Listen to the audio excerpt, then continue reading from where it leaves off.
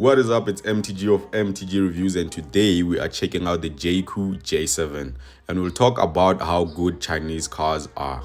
Let's get to it.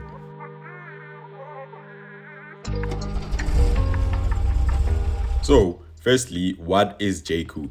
Jaecoo is a relatively new Chinese car brand which is launched by Chery, so it runs under Chery. And why one may ask, how is it related to Omoda as well? So, both of them are sub brands of Chery. So, basically, Chery is the father or the mother, and Omoda and Jaecoo are the kids. I hope that makes sense. Yeah. Now let's check out the exterior. So this car looks premium. It looks like what a smaller Range Rover would be like. So the front has this big square grille which has vertical slats and the Jaecoo badge in the middle. The daytime running lights are the ones connected to the grille, and the headlights are the ones which are below, and they are hella boxy as well, which is the front theme of this car. Though the side is not as boxy, it's actually quite smooth, emphasized with the pop outdoor handles, which I like. But the thing about them is that they are here for sure. It's mostly for looking good and aerodynamic efficiency. But the problem about them is that they can break, and hopefully they don't, because if they do, then yeah. But yeah, I actually quite like the design on the side, and the back is kind of boxy as well, though not as boxy as the front. The light bar, as you can see here, is tinted, which is quite nice, and they could have done better with the placement of these reflectors on the side. They could have been more understated, basically simplifying the design more, but they went with them being like that. Yeah, and it would look good without those fake exhausts as well. They shouldn't have done that, but yeah, it is what it is. Anyways, let's get inside. Now, getting on the interior. So, let's get this chopped up very fast because there's a lot going on here. So, before you throw any comment, these lights show when the car is on. It doesn't mean there's a fault or anything about the battery. The car is on, it's not started. It's just on. And then when you look at this, there's a heads-up display, and which is projected from this one. Okay, steering wheel. What it controls, unable to turn on face. Okay, so you control. Let me hold it down. Why is it not working? But then what yeah, okay, there it is. Oh no, you do not press and hold, you just press.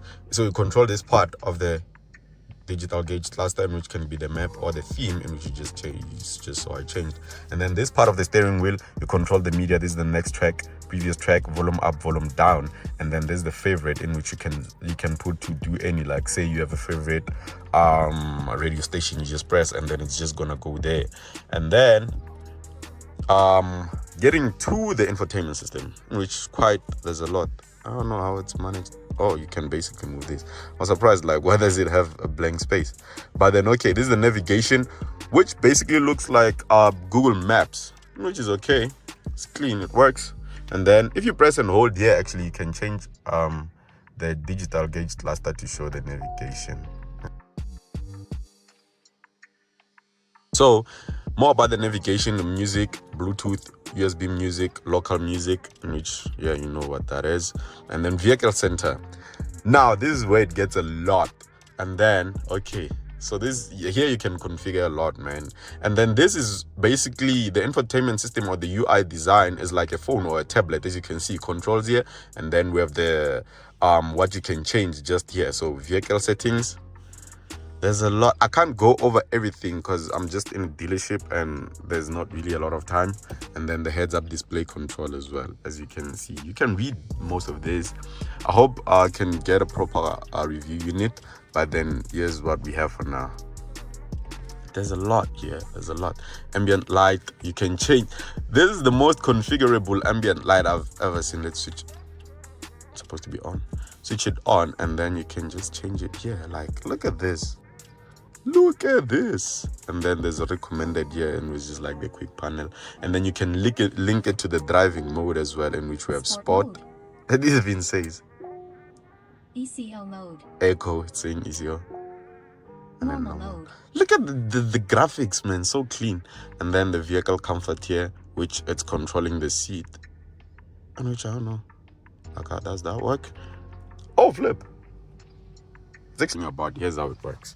Right, let me move it to the highest position. As you see, I'm moving it, and then look at this. Here's my other hand. I'm not doing anything.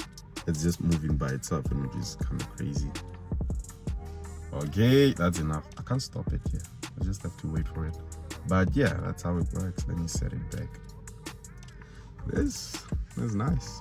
Okay, though you do have controls on the seat, or do you? Yeah, you do have controls on the seat as well. You can do it through the infotainment system. There's driving position, rest position, alternate. Oh, so you basically set it here, which works as well. And then Bluetooth, yeah, and then Apple CarPlay as well. Sound, we have the Sony sound system, which sounds nice. It's too nice. And then the voice. Okay.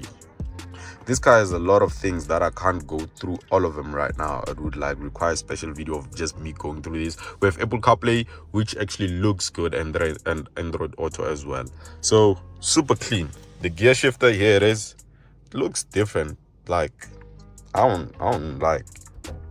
Just change it here, and then it's not the conventional design where you just hold it, you put your hand like it's. But at least it's still a knob, a big knob rather than a dinky knob. So it's okay. And then as you saw here, we changed drive modes. Which ECL mode. Yeah, exactly. And then here you can switch off the infotainment system, which shows the clock. And then you can change how you want it to look as well. Let me switch off the AC.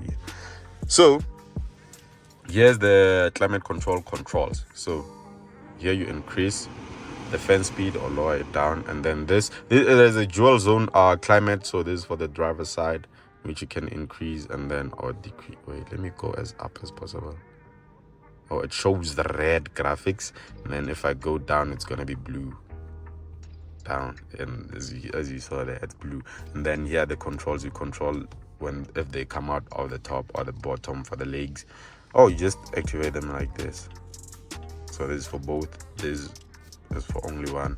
You can change a lot, and then you can switch it on. What did I switch off? I just switch off the infotainment system like that. And yeah, this infotainment system is basically like a phone on how it's made. There's recent apps here. This is how it operates, just like a phone, which is nice when you just want to go to the previous app without doing too much. And yeah, that's about it. And you can clean all of them, and then no app, and then you can swipe down from there, in which there's a notification center, low fuel, and then it is actually low. Okay, and then you can clean that up as well. Oh, you can't. And then wait, I wanna see how it works. It works just like an iPhone. If you pull it from this side, it shows notification center. If you pull it out from this side, is the control center, in which you can control the brightness of it and the sound as well. And then here as the other quick control panels, auto hold, ESP off, hill descent control, intelligent stops, you can see. And then yeah, that's about it, man. This car feels good, and yeah, the feeling of the leather is clean. I'm not sure how it's gonna hold up over time. And then you can control the seat like this, in which you can move even forward and backwards as well. Clean. And then I like these vents, as I've been talking about them, vertical instead of horizontal.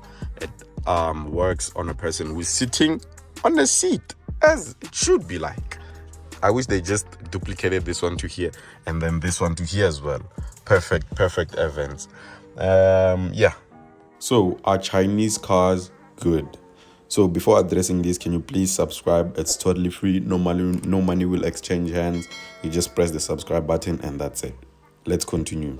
So this is the second Chinese car that I'm reviewing on this channel. The first one was the Haval H6. So the thing about these cars is looks and tech. They undeniably look good, and the technology they offer at a low price compared to the competitors is quite impressive. But that's something that might work against them. So a car full of tech has a lot going on, meaning there's more things to break than maybe a Toyota, which doesn't possess as much technology as these Chinese cars. So one might say, if it breaks, I'll send it back to the dealer and they'll take care of that. You'd be right to say that, but then I've heard cases where even dealerships don't even know what to do with these problems. So yeah, that's something to think about. So for peace of mind, I choose a Toyota Corolla, the Cross Corolla hybrid over this one. And I'm not saying if you buy this, it's gonna break or something bad will happen. It's not a copy and paste issue. You might buy it and experience zero problems. And yeah, that's about it.